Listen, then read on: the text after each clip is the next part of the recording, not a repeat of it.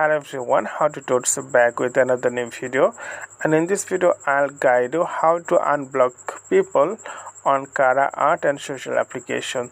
So this is really easy. If you already block someone and if you want to unblock them, and if you want to check like how many people you block, then you can easily find the options. So first of all, you need to tap here the three line right top corner on your screen, and then click the option view profile. Then you'll see your profile page here. Like, wait a second, like I'm just going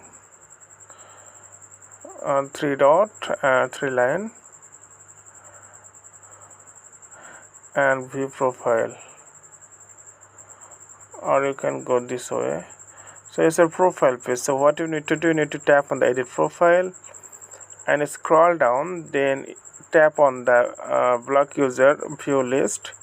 So you will get all the people you already blocked in this list. So if you want to unblock people, so simply tap on the unblock option and confirm it, and that's it. It's really easy. So friend, today is no more, and see you in the next video.